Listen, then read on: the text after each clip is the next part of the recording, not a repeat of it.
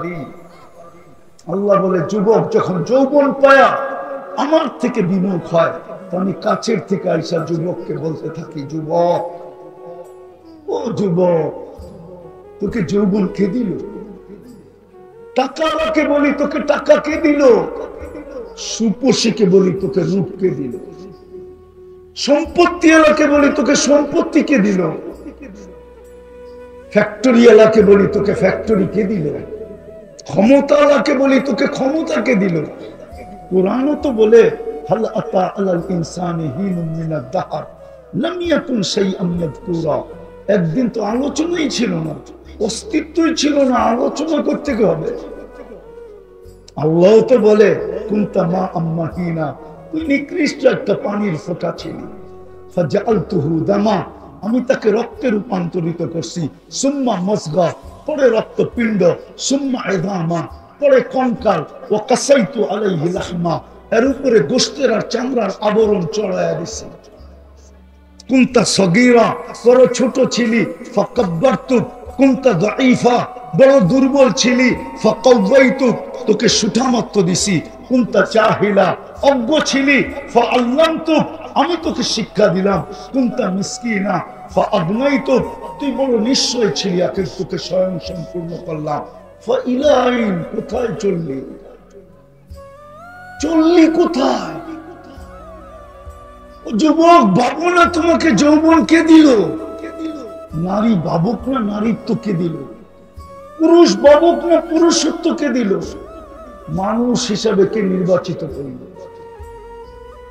মুসলমানের ঘরে কে অস্তিত্ব দিল? উম্মতে মুহাম্মাদি কে বানাইল? একটা দিয়া বুঝাইতে চাই, আদম আলাইহিস সালাম বলতেছিলেন ফুজ্জিলা উম্মত মুহাম্মদ আলাইয়া বিআরবাঈ, চার জিনিস দ্বারা আমার উপরে উম্মতে মুহাম্মদীকে ফজিলত দিয়েছেন। আমি একটা শোনাবো, একটা বুঝানোর জন্য। আদম আলাইহিস সালাম বলতেছিলেন একটা ভুল করতে দেরি আমাকে জান্নাত থেকে বাইর করতে দেরি করে নাই। একটা কি ভুল না গুনাহ? ভুল। একটা ভুল করতে দেরি আমাকে জান্নাত থেকে বল করতে দেরি করেন না। দেরি করছেন নাকি? হ্যাঁ, সত্য তো, ভুল বলতেছি না তো। কিন্তু উম্মতে মুহাম্মদী সারা দিন গুনাহ করবে। কি করবে? কি? সারা দিন গুনাহ করবে। রাত্রে নিচে ডাইকা ডাইকা আইনা মাফ করে জান্নাত হাতে উঠে দিয়ে দিবে। আল্লাহ, মনে হয় বুঝাইতে পারি না। রাত্রে নিজে ডাইকা ডাইকা আনবে, হাল মিন মুস্তাগফির, ডাইকা ডাইকা আনবে, আর আইনা মাপ কইরা জান্নাত হাতে উঠা দিয়ে দিবে। ওই উম্মত আপনাকে কে বানাইলো?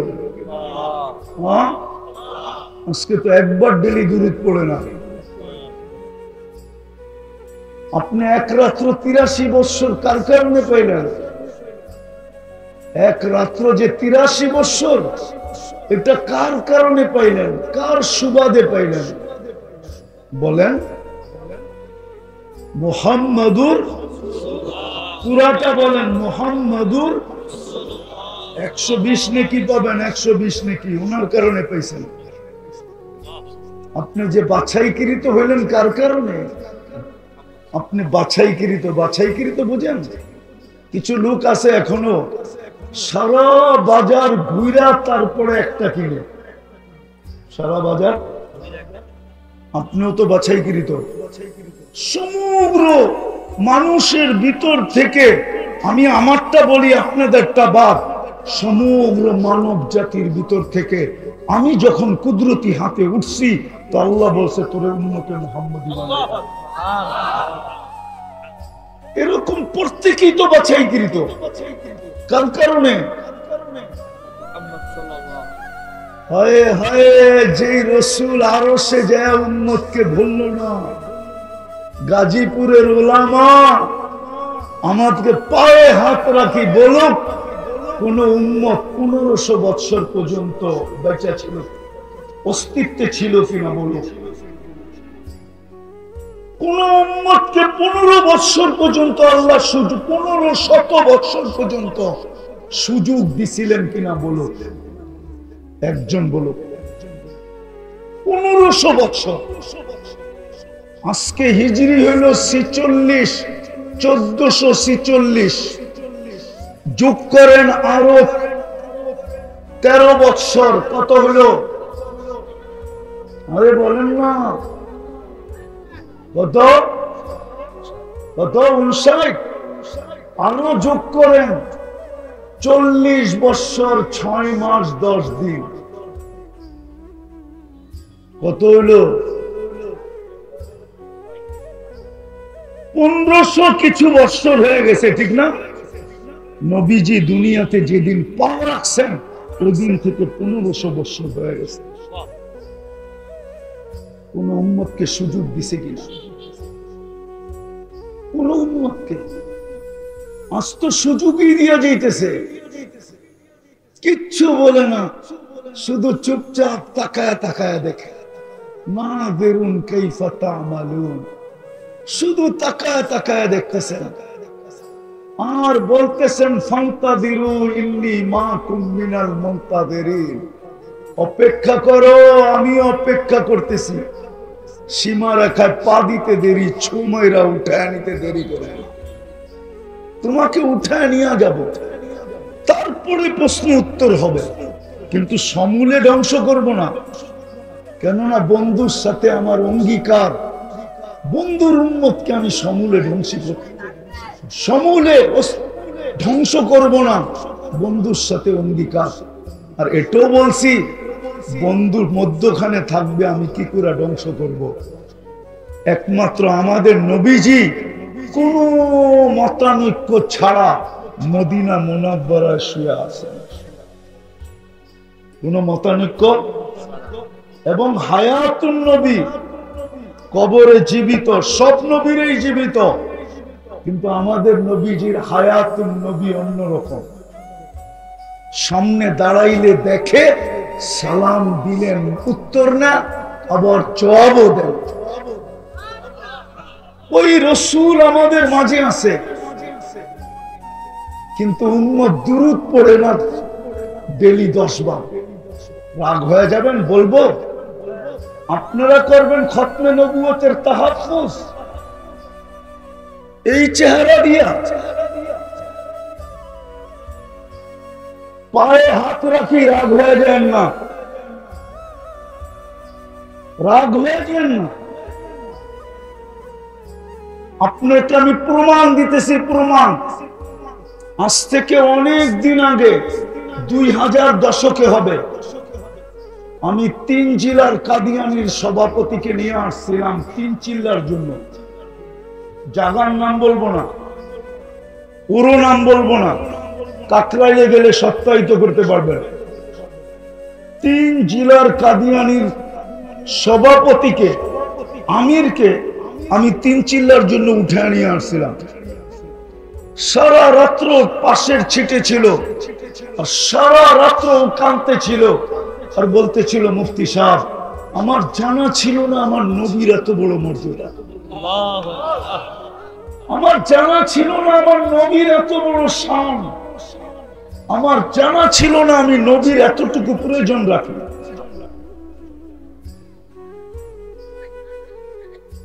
জানা ছিল না। সে 3 চিল্লা লাগায় গেছে।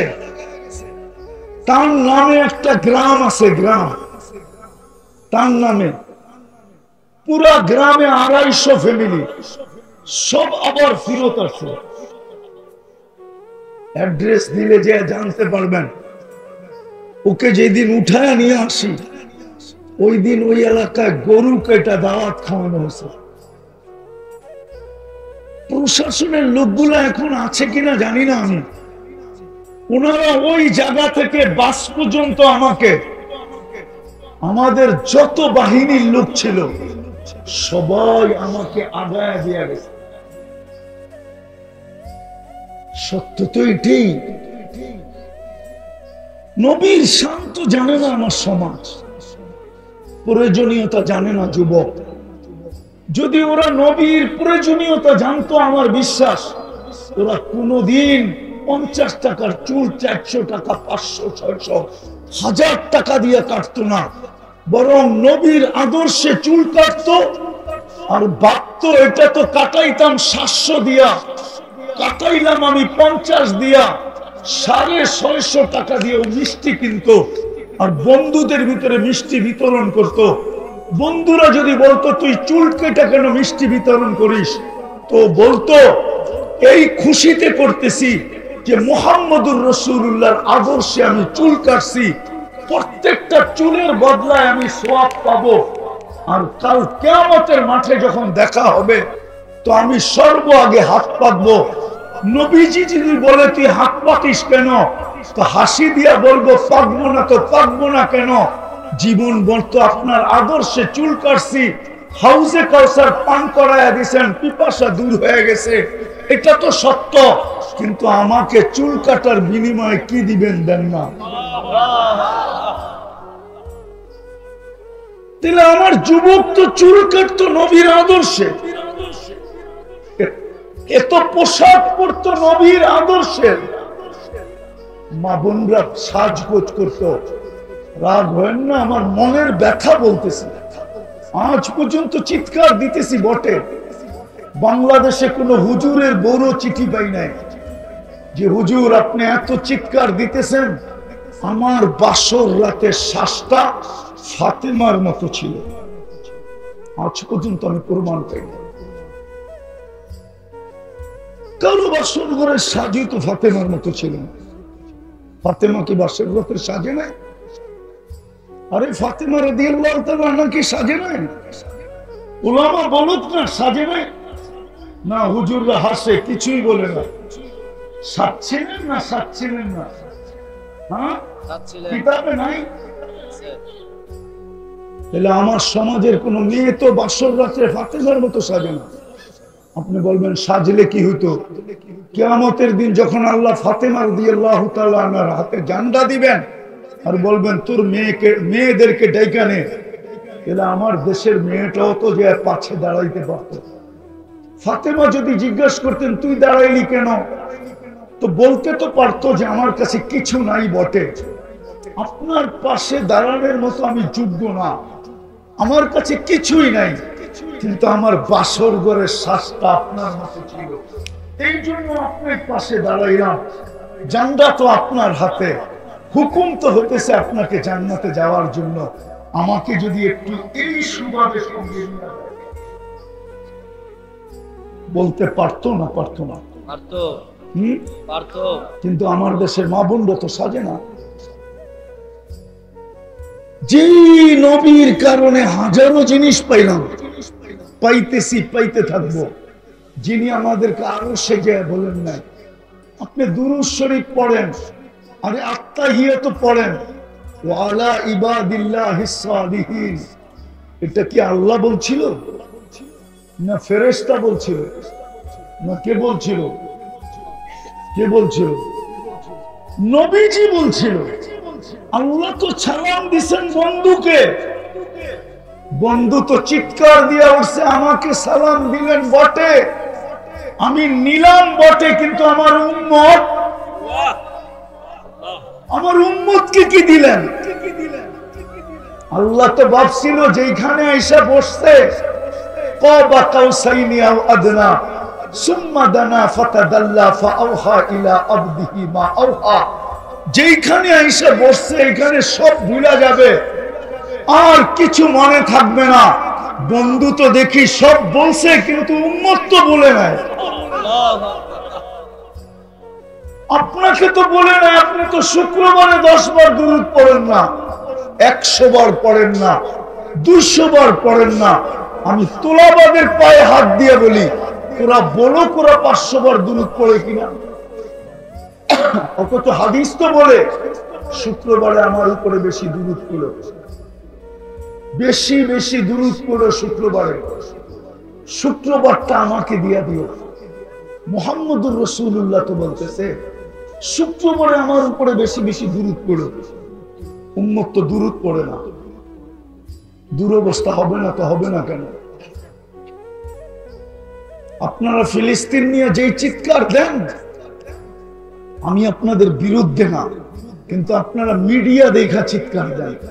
আমার মতো তো ফিলিস্তিন 14 বছর আগে আপনি দেখা আসেন। আমার তো যোগ বিয়োগই মিলে না যে ফিলিস্তিনে বোম ফাটে তো ফাটে কি করে, ওইখানে তো খলিলের কবর। আমি তো খলিলের কবর দেখা আসছি, ও দিয়ে খলিলে। ফিলিস্তিনে তো ইব্রাহিম আলাইহিস সালাম ঘুমায় আছে, ওইখানে বোম ফাটে তো ফাটে কি করে। আল্লাহকে যদি প্রশ্ন করি, আল্লাহ আমাদের নবীজি তো বলতেছে আমি দুনিয়া আসার ছিলাম না যদি আমার আব্বা দোয়া না করতো। মনে হয় বুঝাইতে পারি না। ইব্রাহিম আলাইহিস সালাম যদি দোয়া না করতেন তো আমার মনে হয় দুনিয়ায় আসার ছিলাম না, আসা হতো না। আনা সামরাতু দুআই আবি ইব্রাহিম, আমার আব্বা দোয়া করতেন এই জন্য আমি চলে আসছি। ফিলিস্তিন তো আব্বার শহর, মক্কা আপনার শহর, মদিনা তো বন্ধুর শহর। আপনি তো বলে দিয়েছেন দাজ্জালকে ঢুকতে দিবেন না মক্কা মদিনায়, কিন্তু দাজ্জাল ফিলিস্তিনে ঢুকলো কি করে? ইসরায়েলের প্রধানমন্ত্রী কি দাজ্জালের চেয়ে কম নাকি? হ্যাঁ হ্যাঁ, দাজ্জালের চেয়ে কম? আপনি তো সাইনবোর্ডেই দেখেন না, ও তো নিজের হাতে সাইনবোর্ড লাগাইছে যেখানে 3 ভাষায় লেখা আছে। হিব্রু ভাষায় লেখা আছে, ইংলিশ আর আরবিতে লেখা আছে, ইস্তাকবিলু রাসূলাল আমান ইয়া আহলাদ দুনিয়া, ও দুনিয়াওয়ালারা নিরাপত্তার দূতকে স্বাগত জানাও। আমরা দাজ্জাল বলি, ইহুদিরা দাজ্জালকে নিরাপত্তার দূত বলে। সে তো সবচেয়ে বড় সাইনবোর্ড টানায় রাখছে, সারা দুনিয়াকে আহ্বান করতেছে যে নিরাপত্তার দূতকে স্বাগত জানাও তোমরা, নিরাপত্তার দূত আসতেছে। সাইনবোর্ড তো লাগানো আছে। কসরে দাজ্জাল কিভাবে হবে, কোন ডিজাইনে হবে, কিরকম হবে, ওটা নেটে তো উপস্থিত আছে, নেটে এখনো আছে। আপনি সার্চ দেন, কসরে দাজ্জাল লেখা সার্চ দেন, এখন চলে আসবে কসরে দাজ্জাল। আমি যদি আল্লাহকে বলি 2 শহরে তো ঢুকবে না, কিন্তু বাবার শহরে ঢুকলো কি করে? ফিলিস্তিনে ঢুকলো কি করে? ফিলিস্তিনে ইব্রাহিম আলাইহিস সালাম শুয়ে আছে, ওইখানে বোম ফাটে কি করে? ওয়াদি মুসা পাশে আছে, বোম ফাটে কি করে? আমি তো দেখা হিসাব বলতেছি, ওয়াদি মুসা, মুসা আলাইহিস সালামের কবর রাখা আছে ফিলিস্তিনে। 70 জন চিহ্নিত নবীর কবর রাখা আছে। নবীদের সম্মিলন হয় মেরাজের রাত্রে ফিলিস্তিনে, বাইতুল্লাহ হয় নাই, ফিলিস্তিনে হয়েছে। 1.25 লক্ষ নবীদের সম্মিলন। সব বাদই দিলাম, সাইয়্যিদুল আম্বিয়া যেখান থেকে টেক আপ করে আরশের দিকে, যেখানে পা রাখে, যেখানে নামাজ পড়ায়, যেখানে খুতবা দেয়, যেখানে 1.25 লক্ষ নবীদের সাথে মিলেন, ওই জমিনে বোম ফাটে তো ফাটে কি করে? কোরআনে তো লেখা আছে হাওলা বারাকনা হাওলা। মক্কার ব্যাপারে লেখা আছে মাসাবাতাল লিন্নাসি ওয়া আমনা। ফিলিস্তিনের ব্যাপারে লেখা আছে বারাকনা হাওলা, বরকতময় জমিনে বোম ফাটে কি করে? আল্লাহ বলে ফাটবে না তো ফাটবে না কেন? তোরা আমার ইজ্জত রাখছিস তো রাখছিস থেকে। এক যুবক তো ডেলি 10 বার আমাকে ডাকে, আল্লাহ বলে। এক নারীও তো বলে না, এক পুরুষও তো বলে না। এইখানে তো একজনও হবে কিনা জানি না, ডেলি 200 বার আল্লাহ বলে। সকালে 100, বিকালে 100, কেউ তো নাই। সারাদিন কাটটা বুক করেন, কাটটা। আরে জোরে বলেন না। আল্লাহ বললে গুনাহ হবে না, 40 নেকি পাবেন, 40 নেকি। আল্লাহ বলার 40 নেকি অন্য 40 নেকির মতো না। সংখ্যা একরকম, কিন্তু গাঠটিতে একরকম না। উদাহরণ দিব, এক মণ লোহা এক মণ তুলা ওজনে সমান, কিন্তু তুলার গাঠটিটা অনেক বড়। আল্লাহ বলা 40 নেকির গাঠটিটাও অনেক বড়। কেননা আল্লাহ কার নাম? বলেন না, আরে বলেন না, আল্লাহ কার নাম? আল্লাহ ওনার নাম, যিনি রহমান, যিনি রহিম, যিনি মালিক, যিনি কুদ্দুস, যিনি সালাম, যিনি মুমিন, যিনি মুহাইমিন, যিনি আজিজ, যিনি জব্বার, যিনি মুতাকাব্বিরুল খালিকুল বারিউল মুসাব্বিরুল গফফারুল কহ্হারুল ওয়াহ্হাবুর রাযাকুল ফাত্তাহুল আলিমুল কাবিদুল বাসিতুল খাফিদুর রাফিউল মুইজ্জুল মুদিল্লুস সামিউল বাসীরুল হাকিমুল আদলুল লতীফুল খবীরুল হালিমুল আযীমুল গফুরুশ শাকুরুল আলিয়ুল কবীরুল হাফিজুল মুকীতুল হাসিবুল জলিলুল করিমুল রকিবুল মুজিবুল ওয়াসিউল হাকীমুল ওয়াদুদুল মজিদুল বাঈসুশ শাহীদুল হকুল ওয়াকিলুল কবিয়ুল মতিনুল ওয়ালিয়ুল হামিদুল মুসিয়াল মুবদি আল মুঈদ আল মুহয়ি আল মুমীত আল হাইয়্যু আল কাইয়্যুম আল ওয়াজিদ আল মাজিদ আল ওয়াহিদ আল আহাদ আল সামাদ আল কাদির আল মুক্তাদির আল মুকদ্দম আল মুআখ্খার আল আউয়াল ওয়াল আখির আল যাহির ওয়াল বাতিন আল ওয়ালি আল মুতাওয়ালি আল বাররুত তাওয়াবুল মুনতাকিম আল আফু আর রউফ মালিক আল মুলক যাল জালালি ওয়াল ইকরাম আল মুকসিত ওয়াল জামি ওয়াল গনি ওয়াল মুগনি আল মানি আদ দার আল নাফি আল নূর আল হাদি আল বদি ওয়াল বাকি আল ওয়ারিস ওয়াল রশিদ আস সাবুর জাল্লে জালালু 99 পদের মালিক যিনি, উনি হলেন আল্লাহ। 99 পদের মালিক যিনি, উনি হলেন আল্লাহ। এই জন্য আল্লাহ বলার 40 নেকির গাঠটিটা এত বড়, আমার বিশ্বাস সমগ্র সৃষ্টি মিজানের পাল্লায় দিলে হবে ডিমের সমান। কিন্তু আল্লাহ বলার 40 নেকি দিলে মিজানের পাল্লা ওটাকে নেওয়ার ক্ষমতা রাখবে না। কিন্তু এই আল্লাহ তো 10 বার বলি না, 10 বার তো বলি না। ব্যথায় তো এখানে বড়, কয়টা শোনাবো? কখনো মনে চায় আল্লাহর উপরে অভিযোগ করি যে বন্ধুকে তো বললেন দেখা রাখবেন, আজকে 1 বছরের উপরে হয়ে গেল, 60,000-এর উপরে মারা গেল, এখন পর্যন্ত তো দেখলাম না একটা আবাবিল ওইখান দিয়ে চক্কর দিতে। বন্ধুকে তো বললেন দেখা রাখবেন, কোরআনে তো বললেন উলাইকা লাহুমুল আমান, নিরাপত্তার চাদর দিয়ে তোদেরকে দেখা রাখবো। আজ তো যেদিকে তাকাই ওই হাদিস সত্য হতে চললো যে একদিন আসবে তোমাদের সংখ্যার অভাব হবে না, তোমরা সংখ্যা অনেক হবে, কিন্তু চতুর্দিক থেকে মানুষ তোমাদেরকে খাওয়ার জন্য এরকম ভাঙ্গা পড়বে যেরকম সুস্বাদু খাওয়ার জন্য মানুষ ভাঙ্গা পড়ে। আজ তো দেখতেছি এরকম। কেন? এই জন্যই আমার কথা শুরুটা ছিল দুরবস্থা।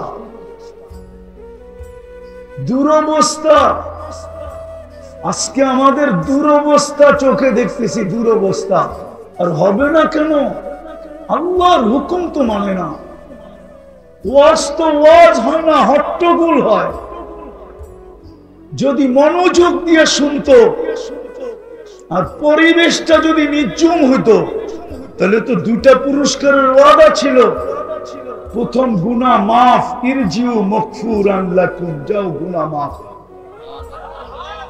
দ্বিতীয় পুরস্কার তো ছিল গুনার জায়গা যেটা খালি হলো, নেকি করো আর না করো আমাদের পক্ষ থেকে নেকি দিয়া ভরা দিব। বুদ্দিলা সাইয়্যাতিকুম হাসানা। কিন্তু ওয়াজ তো ওয়াজ হয় না, শুধু হট্টগোল। মনোযোগ দিয়ে তো শুনি না, আল্লাহর হুকুম তো এখন মানতেছি না। আল্লাহরও ধারদারি না, নবীরও ধারদারি না। তো আমাদের উপরে আপনি দেখেন, বলো হুজুরদের বিবেকের কাছে আমার বিচার, হুজুরদের বিবেকের কাছে আমার বিচার। হ্যাঁ, বিবেকের কাছে বিচার। পোশাকের শো হবে, পোশাকের শো, ঠিক না? কি পোশাকের শো বোঝেন? পোশাক কোম্পানির শো হবে, শো বলে বোঝেন না, মেলা হবে, মেলা। আমাদের যেরকম মেলা হয়, 2 দিন আগে সৌদিতে পোশাক কোম্পানিওয়ালাদের মেলা হয়েছে, আর ওই মালায় উলঙ্গ ডান্স হয়েছে, উলঙ্গ ডান্স। আপনি নাউজুবিল্লাহ পড়েন কেন? আমাদের দেশে হয় না? হয় না? আমাদের দেশে হয় না? বাইতুল মুকাররমের মসজিদের আজান বন্ধ হয় না? স্টেডিয়ামে ডান্স আর নাচের কারণে হয় না? হয় না? না হয় না? সব ভুলে যেতেছেন ইতিহাসের পাতা থেকে। আমাদের দেশও তো হয় না? হয় না? হ্যাঁ হয় না? একটু আগেই পেপারে দেখলাম, মিডিয়ায় দেখলাম, 2 দিন আগে এদেরই প্রশংসা করতে করতে করতে করতে করতে আমি মিডিয়াওয়ালাদের পায়ে হাত রাখি। 2 দিন আগেই তো দেখলাম এই স্টারদের প্রশংসা করতে করতে করতে আপনারা তেল মারতে মারতে তেলের দাম বাড়ায় দিলেন। আজকে আবার পেপারে নষ্টা লেখলেন কি করে? যে এরা সব নষ্টা ছিল, এরা মন্ত্রীদের বিছনা গরম করত, এটা লেখেন কি করে? 2 দিন আগেই তো দেখলাম এদের প্রশংসা করতে করতে তেল মারতে মারতে তেলের দাম বাড়ায় দিলেন। এখন তো আপনার এই স্বৈরাচার বলতে বলতে গলা শুকায় ফেলতেছে। এটা করেন কি করে? আমি বুঝানোর জন্য বলতেছি, ক্রিটিসাইজ না। আজকে আল্লাহ আমাদের উপরে নারাজ। মাইনা নেন আমার কথা, এটা উম্মত। কয়েকজন হুজুর দেখা মনে করেন না, টঙ্গী ইস্তেমা দেখা মনে করেন না যে আল্লাহ পক্ষে চলে আসবে। এটা উম্মত, উম্মত, উম্মত, একটা দল না। এটা উম্মত, উম্মত মনে করেন, উম্মত। উম্মত বোঝেন না আপনি? চোখের পানি ঝরানো উম্মত এটা। 23 বছরের ভিতরে একদিনও চোখের পানি শুকায় না। আমার কাছে প্রমাণ আছে। দুনিয়ার থেকে যখন বিদায় নিতেছিলেন তখনও চোখের পানি শুকায় না, ঝরতে ছিল। প্রমাণ আছে, কবরে এখনো কাঁদতেছেন। আমি গত 16 আগস্ট ছিলাম মদিনা মুনাওয়ারায়। যখনই যে আমার মন চায়, যদি একবার অনুমতি দিত, আমি রওজা একটু কান পাইতা শুনতাম যে ভিতরে কি বলে। কাঁদে না চিৎকার দেয়? না চিৎকার দিয়ে বলে মা বি উম্মতি, আমার উম্মতের কি হইল? যাদের জন্য আমি 23 বছর চোখের পানি শুকাইতে দিই না, যাদের জন্য মৃত্যু লগ্নে দুনিয়া থেকে চলে যাবে। জিবরিল জিজ্ঞাসা করছে, আতাবকি ওয়া আনতা ইলা রাফিকিল আলা, আপনি তো আল্লাহর সান্নিধ্যে চলে যাবেন, এখনো কাঁদেন কেন? 9 ফ্যামিলির ঘরে বাতি জ্বালানোর মতো তেল ছিল না। ক্ষুধার্ত যেতেছে দুনিয়ার থেকে, ক্ষুধার্ত। হাসান হোসাইন ক্ষুধার্ত, ফাতেমা আলী ক্ষুধার্ত, 9 ফ্যামিলি ক্ষুধার্ত, কারো জন্য কোনো অভিযোগ নাই। বলতেছে জিবরিল ফামান লিবাদিলি উম্মতি, আমার উম্মতকে কে দেখা রাখবে এটা বলো। আবুলাই সামরকান্দি তো লেখছে, ওলামা মানুক আর না মানুক। আবুলাই সামরকান্দির কিতাব পড়া দেখেন, শুধু একটা পড়লে পাবেন না, সবগুলা পড়তে হবে আপনাকে। আর আমিও এরকম এক নাসর বান্দা, আমি কিতাবের নাম কাউকে বলি না, কারণ আমি বড় কষ্ট করে খুঁজা বাহির করছি। কেউ বললেই যে বলে দিব, ফোন করলেই যে দিয়া দিব, আমি ওই পাবলিক না। আমার কাছ থেকে আপনি পিটায়ও কিতাবের নাম বের করতে পারবেন না। আপনি পড়েন, একদিন পাবেন ইনশাআল্লাহ, এটা আমি গ্যারান্টি দিতে পারি। আপনি পড়েন। আবুলাই সামরকান্দি তো লেখছেন, কবর থেকে যখন উঠবেন,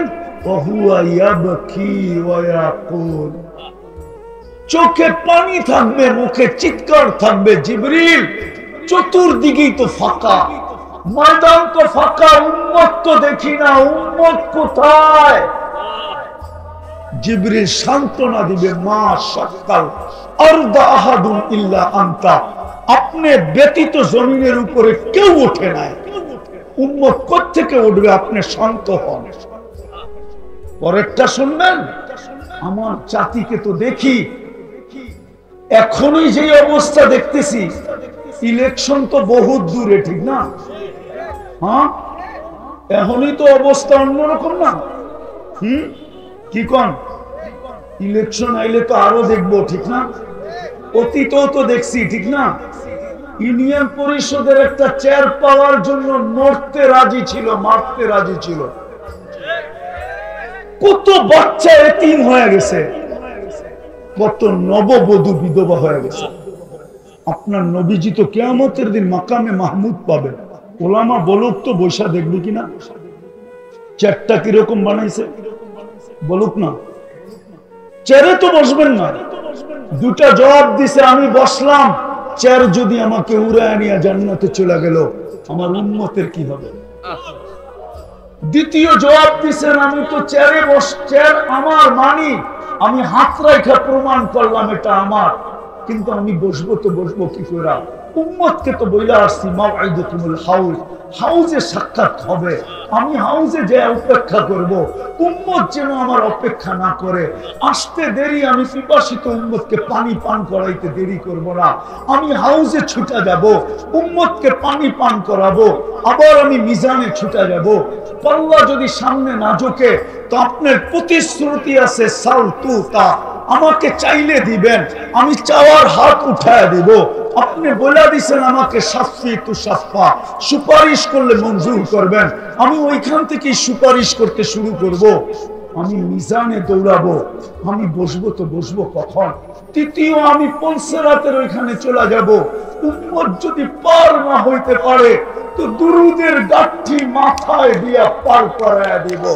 ইমাম কুরতুবী লেখছে, আমি লিখি নাই, ইমাম কুরতুবী রহমাতুল্লাহ আলাইহি লেখছেন, কিতাব পড়া দেখেন, দুরুদের গাঠি দিয়া উম্মত পার করায়া দিব। আমি 3 জায়গায় ছুটতে থাকবো, আর চিৎকারের মাধ্যমে আপনার রহমতের সমুদ্রে তরঙ্গ উঠাইতে থাকবো। আমি তো চিৎকার দিব উম্মতি উম্মতি বইলা, আর আপনার রহমতের তরঙ্গে, রহমতের সমুদ্রে তরঙ্গ উঠতে থাকবে, আর আপনি বলতে থাকবেন সালতুতা শাফি তুশাফা, সালতুতা শাফি তুশাফা। বন্ধু চাইতে থাকেন, আমি দিতে থাকবো, বন্ধু সুপারিশ করতে থাকেন, আমি মঞ্জুর করতে থাকবো। এই ওয়াদা তো আপনার সাথে আমার। সাউফা ইউতিকা রাব্বুকা ফাতারদা। আজকে ওই উম্মত নবীর নামে 10 বার দুরূদ পড়তে চায় না। দুরবস্থা হবে না তো হবে না কেন? আসেন ফিরে আসি, আজকে সময় আসছে, নাইলে কিন্তু হাদিসের 2 জিনিস সত্যায়িত হবেই হবে। এই উম্মতকে আখিরাতে শাস্তি তেমন দিবেন না, যা দেওয়ার দুনিয়াতেই দিবেন। এটাও আল্লাহর রাসূল থেকে আছে, কানজুল উম্মালে আছে, ইবনে মাজায় আছে, নেহায়া ফিল ফিতানে আছে, সমস্ত ফিতনার কিতাবে আছে। এই উম্মতকে শাস্তি বেশিরভাগ দুনিয়াতে দিবেন, কেননা বন্ধুকে লজ্জিত হইতে দিবেন না কিয়ামতের দিন। এটাই অঙ্গীকার, লা ইউখজিকা ফি উম্মতি। তো বলছে শাস্তি কিভাবে দিবে? বলছে অনার্থক হত্যা হবে, হত্যা। আজকে অনার্থক হত্যা হইতেছে ফিলিস্তিনে, কারণহীন হত্যা, কোন কারণ নাই, যে মারছে ও জানে। নাইলে বলেন 1 কাপ চায়ের জন্য গুলি, চায়ের দাম কত? যুবকরা আমারে বলুক না বিচির দাম কত? আপনারা বিচি বুঝবেন না, যারা বিচি বোঝার ওরা বুঝছে বিচি কারে কয়। মনে হয় বোঝেন নাই বিচি। আরে বুঝছে বুঝছে বুঝছে, যারা বুঝার ওরা বুঝে ফেলছে বিচির দাম কত, চায়ের দাম কত। 1 কাপ চার জন্য গুলি, 500 টাকার জন্য মাকে হত্যা। যদিও এটা ভুল প্রমাণিত হয়েছে, কিন্তু হযরতপুরেরটা ভুল ছিল না। 5-7 বছর আগে ঈদের দিন সকালে বাপের কাছে 500 টাকা চাইছে, দেয় নাই, গুলি করে দিছে। হযরতপুরে যে জিজ্ঞেস করে আছে, বেশি দূরে না। ওই উম্মত এই জন্য আসেন আজকে তওবা করি, তওবা। লিউযীকাহুম বাদাল্লাযী আমিলু লাআল্লাহুম ইয়ারজিউন। তওবা করি, করবেন? কে কে করবেন তওবা দেখি? তাইলে আল্লাহকে বলে দেন, আল্লাহ কিন্তু এখন প্রথম আকাশে। বলে দেন, আল্লাহ অতীত থেকে তওবা করলাম, অতীত থেকে তওবা করলাম, আপনি আমাদের তওবা কবুল করেন, আমাদের গুনাহ মাফ করে দেন। নামান একটা ক্ষেত্রে যদি আজকে উম্মত 100-এ এক বিষয়ে যদি 100-তে 100, একটা বিষয়, আর কিচ্ছু লাগবে না, দুনিয়ার চাক্কা ঘুরে দিতে কিচ্ছু লাগবে না। মুসলমান যদি একটা বিষয় 100-তে 100, শুধু 5 ওয়াক্ত নামাজ যদি মুসলমান আজকেও 100-তে 100 পড়ে, 100% মুসলমান নামাজ পড়ে, আর কিচ্ছু লাগবে না, কসম খোদা। নাইলে আপনি বলেন 5 বার কে ডাকে? আল্লাহ 99 পদের মালিক আল্লাহ ডাকে ডেলি 83। আজকে সময় আসছে, নাইলে কিন্তু হাদিসের 2 জিনিস সত্যায়িত হবেই হবে। এই উম্মতকে আখিরাতে শাস্তি তেমন দিবেন না, যা দেওয়ার দুনিয়াতেই দিবেন। এটাও আল্লাহ রাসূল থেকে আছে, কানজুল উম্মালে আছে, ইবনে মাজায় আছে, নেহায়া ফিল ফিতানে আছে, সমস্ত ফিতনার কিতাবে আছে। এই উম্মতকে শাস্তি বেশিরভাগ দুনিয়াতে দিবেন, কেননা বন্ধুকে লজ্জিত হইতে দিবেন না কিয়ামতের দিন। এটাই অঙ্গীকার, লা ইউখজিকা ফি উম্মতিক। তো বলছে শাস্তি কিভাবে দিবে? বলছে অনার্থক হত্যা হবে, হত্যা। আজকে অনার্থক হত্যা হইতেছে ফিলিস্তিনে, কারণহীন হত্যা, কোন কারণ নাই, যে মারছে ও জানে না। নাইলে বলেন 1 কাপ চায়ের জন্য গুলি, চায়ের দাম কত? যুবকরা আমারে বলুক না বিচির দাম কত? আপনারা বিচি বুঝবেন না, যারা বিচি বোঝার ওরা বুঝছে বিচি কারে কয়। মনে হয় বোঝেন নাই বিচি। আরে বুঝছে বুঝছে বুঝছে, যারা বুঝার ওরা বুঝে ফেলছে বিচির দাম কত, চায়ের দাম কত। 1 কাপ চার জন্য গুলি, 500 টাকার জন্য মাকে হত্যা। যদিও এটা ভুল প্রমাণিত হয়েছে, কিন্তু হযরতপুরেরটা ভুল ছিল না। 5-7 বছর আগে ঈদের দিন সকালে বাপের কাছে 500 টাকা চাইছে, দেয় নাই, গুলি করে দিছে। হযরতপুরে যে জিজ্ঞেস করে আছে, বেশি দূরে না। ওই উম্মত, এই জন্য আসেন আজকে তওবা করি, তওবা। লিউযীকাহুম বাদাল্লাযী আমিলু লাআল্লাহুম ইয়ারজিউন। তওবা করি, করবেন? কে কে করবেন তওবা দেখি? তাইলে আল্লাহকে বলে দেন, আল্লাহ কিন্তু এখন প্রথম আকাশে। বলে দেন, আল্লাহ অতীত থেকে তওবা করলাম, অতীত থেকে তওবা করলাম, আপনি আমাদের তওবা কবুল করেন, আমাদের গুনাহ মাফ করে দেন। নামান একটা ক্ষেত্রে যদি আজকে উম্মত 100-এ এক বিষয়ে যদি 100-তে 100, একটা বিষয়, আর কিচ্ছু লাগবে না, দুনিয়ার চাক্কা ঘুরে দিতে কিচ্ছু লাগবে না। মুসলমান যদি একটা বিষয় 100-তে 100, শুধু 5 ওয়াক্ত নামাজ যদি মুসলমান আজকেও 100-তে 100 পড়ে, 100% মুসলমান নামাজ পড়ে, আর কিচ্ছু লাগবে না, কসম খোদা। নাইলে আপনি বলেন 5 বার কে ডাকে? আল্লাহ 99 পদের মালিক আল্লাহ ডাকে ডেলি 5 বার। যে মুসলমানের এই দুরবস্থা কেন? 200 কোটির উপরে দুনিয়াতে মুসলমান, ভালো মতে কিন্তু দুনিয়ার 70% সম্পদ মুসলমানের কাছে। আপনি একটা একটা নোট করেন আর বাড়িতে যাইয়া নেটের মাধ্যমে সত্যায়িত করেন। দুনিয়ার 70% ধন সম্পদ মুসলমানের কাছে। বলেন তো বিদেশি সুইস ব্যাংক কার্ডের টাকা দিয়ে ভরা, বলেন। আমরা দেখতেছি না পেপার পত্রিকায় 1200, 1400, 1000 কোটি কোথায় গেছে? কি আপনাকে বাড়িতে? আমাদের বাংলাদেশ ব্যাংকে কোথায়? সব সুইস ব্যাংকে চলে গেছে, বিদেশের ব্যাংকে, ঠিক না? সত্য তো। 70% সম্পদ মুসলমানের কাছে। এই গাজীপুরে ব্যবহৃত কাপড় প্রত্যেকের বাড়িতে আলমারিতে যতগুলো আছে, আমি চ্যালেঞ্জ দিয়া বলবো ইউরোপের কোন দেশেও ব্যবহৃত কাপড় এতগুলা আলমারিতে নাই, শুধু গাজীপুরে যতগুলো আছে। মনে হয় বিশ্বাস করেন না, ঠিক না?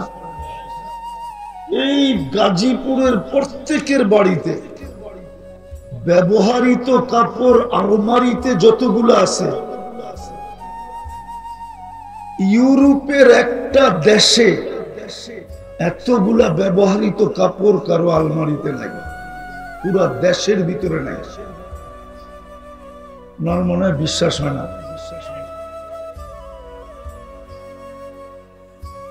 যদি ব্যবহৃত কাপড় আলমারিতে থাকতো, তাইলে প্রত্যেক গলির মাথায়, প্রত্যেক রাস্তার 4 রাস্তার মোড়ে একটু পর পর পুরান কাপড় রাখার বক্স কেন থাকতো?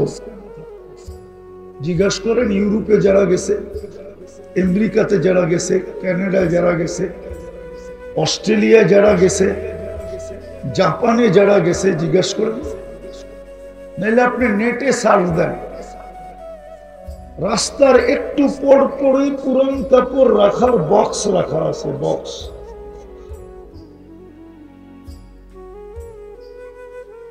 তাহলে পুরান আমাদের দেশে তো একটা বক্স নাই না, সব কাপড় কোথায়? আলমারিতে, ঠিক না? এই জন্য বক্সের প্রয়োজন হয় না, ওদের কাপড় আলমারিতে থাকে না, যা থাকে তা ব্যবহারেই থাকে। পুরান হয় বক্সে নিক্ষেপ করে। মুসলমান সবচেয়ে বেশি কাপড় পরে, মুসলমান সবচেয়ে বেশি খায়। মুসলমানের মতো আইটেম দুনিয়াতে কেউ খায় না। এত আইটেম যে দুনিয়াতে হয় এটাই জানে না। ও কামাবে না খাবে? কামাবে না খাবে? ওইখানে তো স্বামীর বিল স্ত্রী দেয় না, স্ত্রীর বিল স্বামী দেয় না। বলো কেউ প্রমাণ দেব যে স্বামীর বিল স্ত্রী দেয়, স্ত্রীর বিল স্বামী দেয়, বন্ধুর বিল বন্ধু দেয়। এইখানে তো 14 তারিখে শুধু ফুল দেয় না, গাজীপুরের হোটেলগুলা সব আগের থেকেই বুক থাকে। শুধু ফুল দেয় না, হোটেলে নিয়ে খাওয়ায়। আবার জিজ্ঞাসা করে তোমার আম্মা কি পছন্দ করে, আব্বা কি পছন্দ করে, ভাই বোন কি পছন্দ করে, সবার জন্য পার্সেলও দেয়। আস্তে আস্তে আস্তে, এখনো শেষ হয় নাই। পারে না শুধু কলিজাটা বাইর করে বুনা করে দিয়া দিতে, তারপরও যেন একটু লেখা দেয় I.U, শুধু এতটুক লেখানোর জন্য। মনে হয় বোঝেন না। I.U এতটুক লেখানোর জন্য ফুল দেয়, খাওয়ায়, সবার পছন্দ মতো পার্সেল দেয়। জিজ্ঞেস করেন যুবকদেরকে যায় কি দেয় না?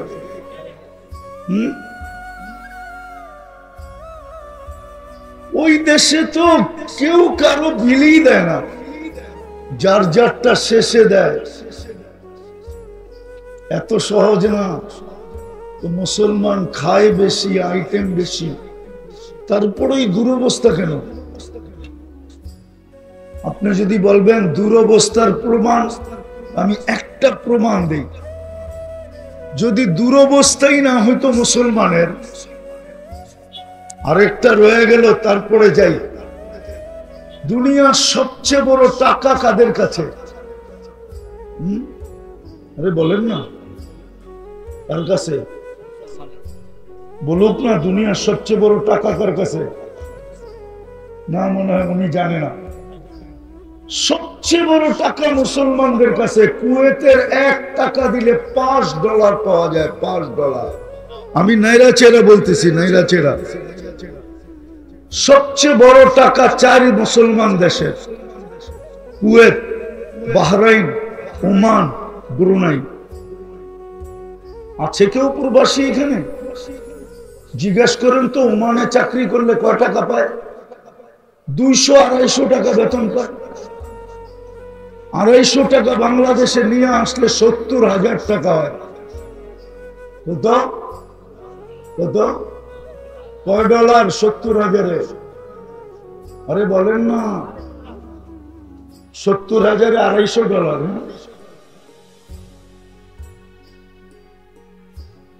চুলের স্টাইল তো ওদের মতো, এই জন্যই এরকম বলে। কেননা চুল তো কাটে নেটে দেখা, চুল কাটে কিসে দেখা? তো যেটা বুঝাইতে চাইতেছিলাম, সবচেয়ে বড় টাকা মুসলমানের কাছে। তারপর এই দুর্দশা কেন?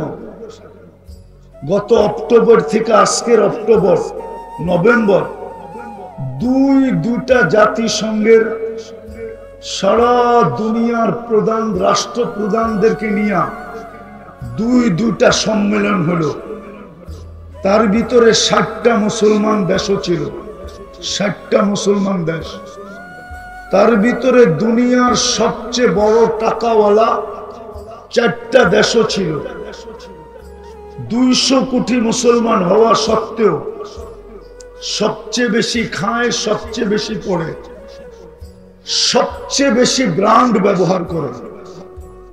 দুনিয়াতে মুসলমানের চেয়ে দামি কাপড় চোপড় কেউ পরে না। আমার সুশীল সমাজ আমাকে বুঝাইলে হবে না। আছে আমাদের দেশের কিছু লোক আছে, কিছু মিডিয়া আছে, কিছু শিক্ষিত লোক আছে, ওরা বলে ওরা দামিটা পড়ে। আপনি আমাকে বুঝাইলে হবে না, আপনি ওদেরকে বুঝান যারা সারাদিন মিডিয়ার পিছে থাকে। আমি মিডিয়ায় বিশ্বাসী তেমন না, আমি তো চোখে দেখি। আপনার মিডিয়ায় কি বিশ্বাস করবে? আমি তো আপনাদের স্বাধীনতা দেখি নাই। আমি জুলাইয়ের 18 তারিখে গেছি লন্ডন, ইংল্যান্ডে আমার প্রোগ্রাম ছিল। আমি 5 তারিখ সকালবেলা শেষ রাত্রে আমার ফ্লাইট ছিল কানাডা। আমি আগস্টের 18 তারিখে সকালে আসছি বাংলাদেশে। আমি যখন কানাডায় নামি, তো যারা রিসিপশনে আসছিলেন ওদের একটু খুশির মাত্রাটা একটু আমি বেশি দেখতেছিলাম। তো আমি জিজ্ঞেস করতেছিলাম, তোমরা এত খুশি কেন? তো বলতেছিল, মুফতি সাহেব আপনি তো আকাশে ছিলেন, বাংলাদেশ স্বাধীন হয়ে গেছে, এই জন্য খুশি আমাদের বেশি। আমি তো দেখি নাই। আগস্টের 18 তারিখে আমি বাংলাদেশে সকালে নামছি, 2-3 দিন ছিলাম, তারপরে চলে গেছি আমি সেপ্টেম্বরের 22 তারিখে দেশে আসছি। আমাকে মিডিয়া দিয়ে বুঝাইতে চেষ্টা করে। দুনিয়ার সবচেয়ে ব্র্যান্ডের কাপড় ব্যবহার করে মুসলমান।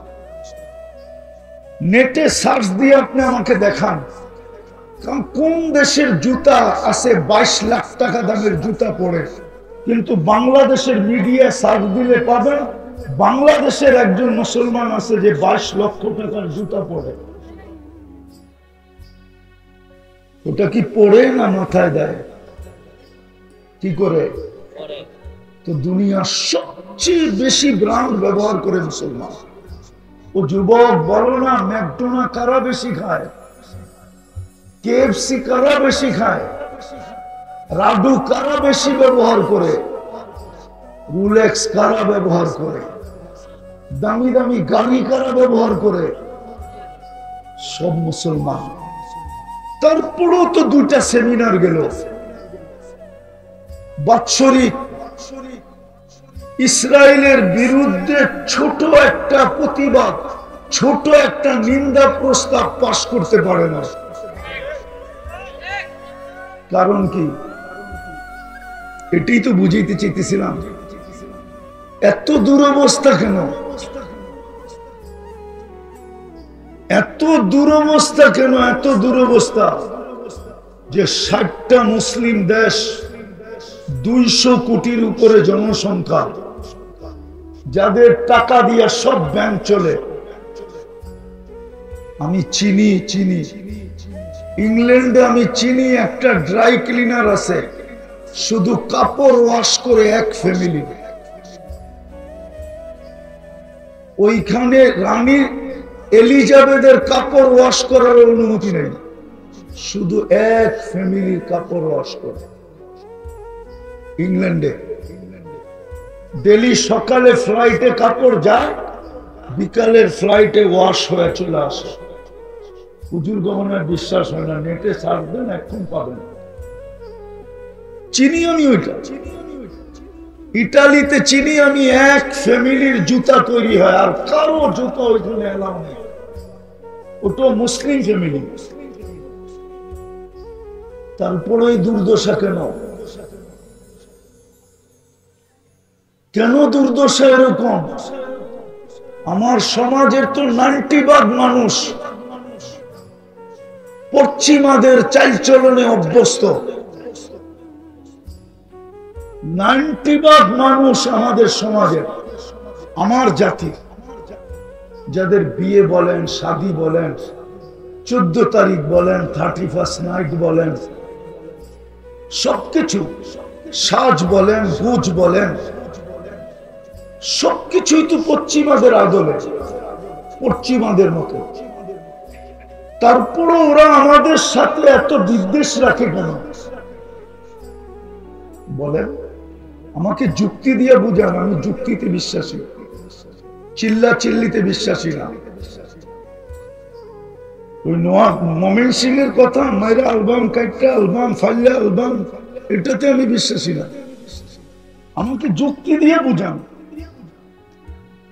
এই যুবকরা তো চুল কাটে নেটে দেখা, জিজ্ঞাসা করেন।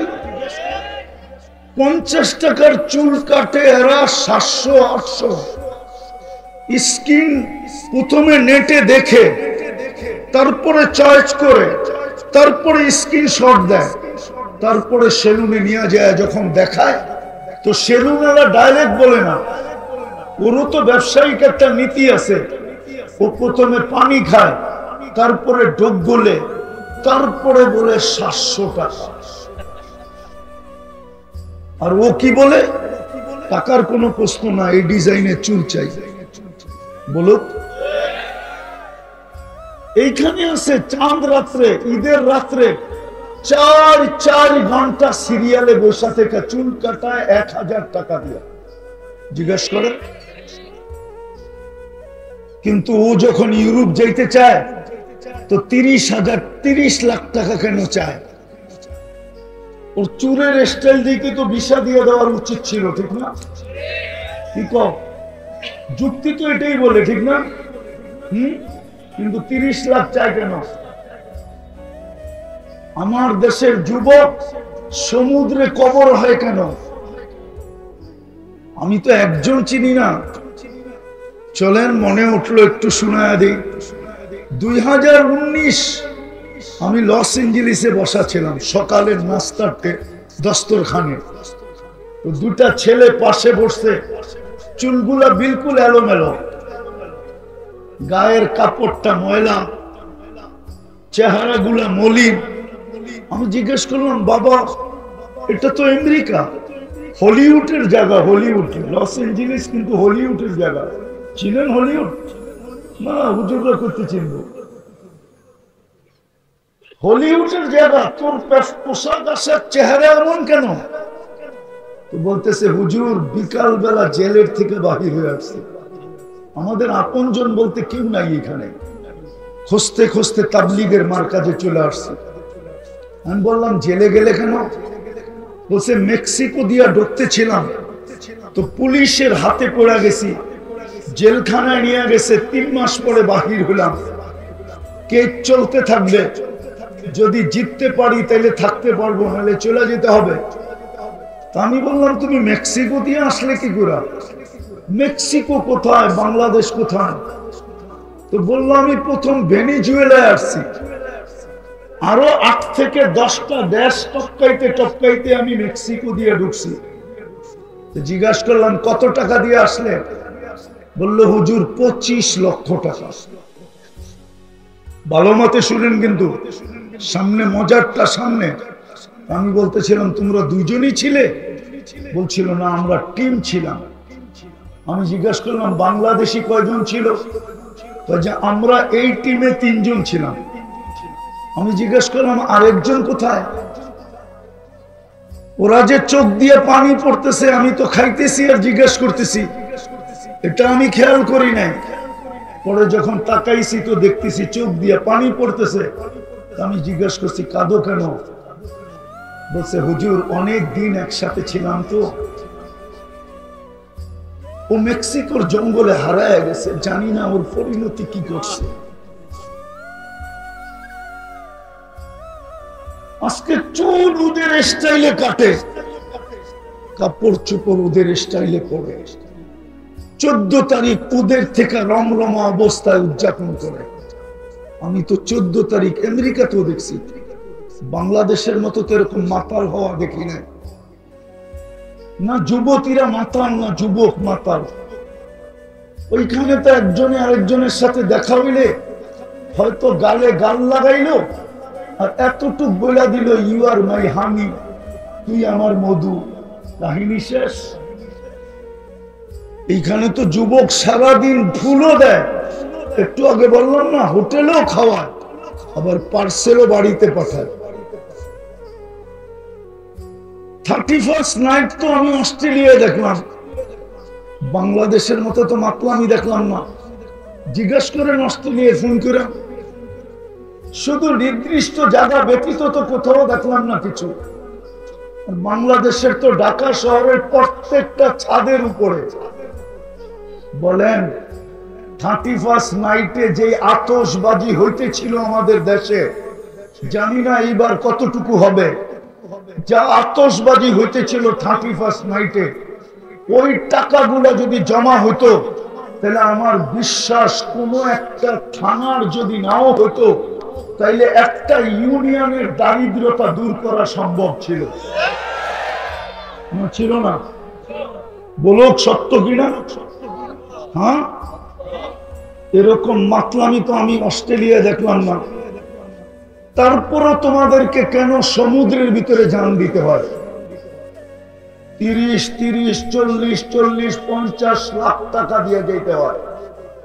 তোমাদের চেহারা দেখে ভিসা কেন দেয় না? এটা বুঝে গেল যে দুরবস্থা কেন, এটাই বুঝাইতে দিতেছি। কেন দুরবস্থা? দুরবস্থার কারণ শুধু 2টা। একটু আগেই আমি দেখতেছিলাম, আল্লাহর রসুলের নাম নিছি, সামনের 2-1 জন ছাড়া কেউ দুরূদ পড়ে নাই।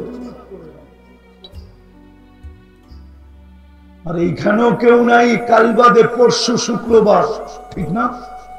গত শুক্রবারও চলে গেছে। ওলামাদের পায়ে হাত রাখি আমি, কেউ নাই এখানে, আলেম ওলামা সহ কেউ নাই যে শুক্রবারে 1000 বার দুরূদ পড়ছে।